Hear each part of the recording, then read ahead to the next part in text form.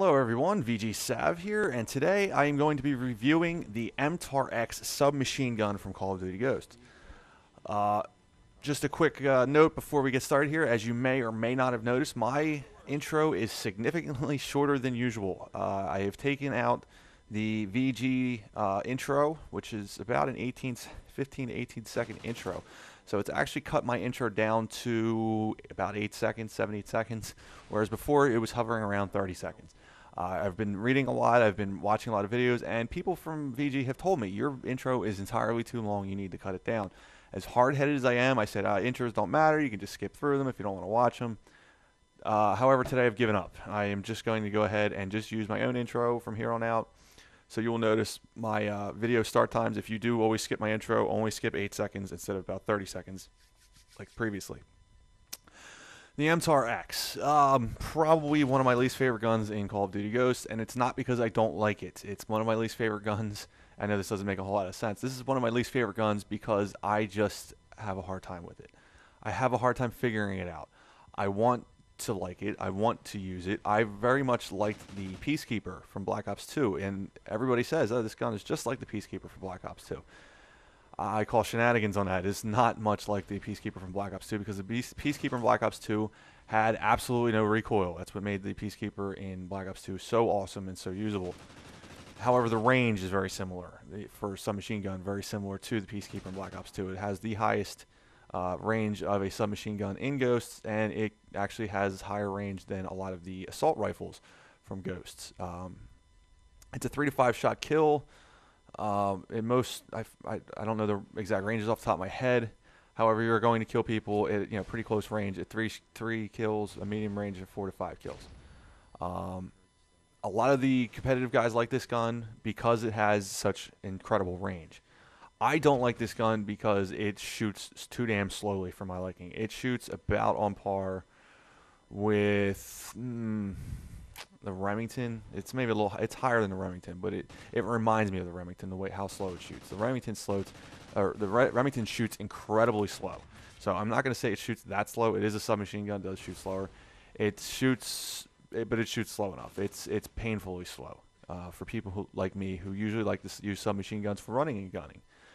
This is not your run and gun submachine gun. And I am actually going to suggest in my class setups that you actually don't use hip fire on this because it is not your typical submachine gun. This gun is not really for your really close quarters combat. So hip firing is kind of pointless, even with steady aim.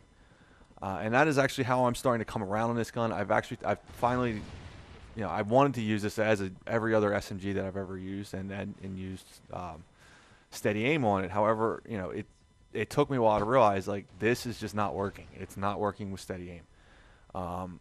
So I've swapped out steady aim, and I've made a couple arrangements, and I put quick draw on this gun.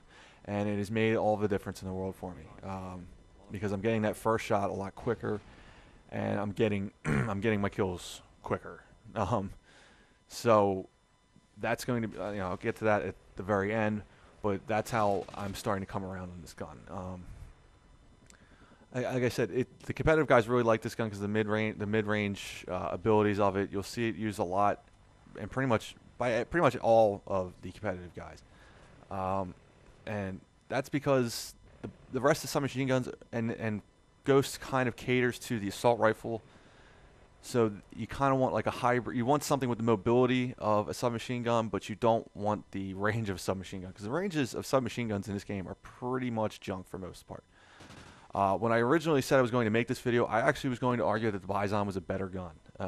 I have since backed off on that a little bit, but I'm also going to say it depends on what you want to do, and it depends on what map you're playing on. If you are playing on Strike Zone, the Bison's a better gun.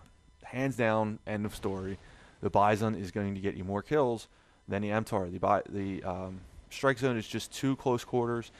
Unless you want to play in that, in the atrium in the middle section of Strike Zone, then you might want the MTAR. But if you're running anywhere else on that map, having the MTAR is just not going to help you. You need a much closer range, something that shoots a lot faster. The Bison's going to be better on that map than the MTAR. However, on just about every other map in this game, the MTAR just is going to outclass the Bison. If you want to be up in people's faces, use the Bison. If you want to be more adaptable, use the MTAR. I've already gone over kind of how my class setups are going to be, but I'm going to suggest a couple other things too. Attachments, and the reason why you're seeing me use the red dot, or in this case blue dot sight on the MTAR, is because the iron sights are absolutely atrocious. They are the worst iron sights ever made, period, end of story. Not even close. I've never seen iron sights as bad as these iron sights. These iron sights are nearly impossible to use. They're very obtrusive. You can't see, they block your vision. They're ugly. They're just stupid. They're stupid iron sights.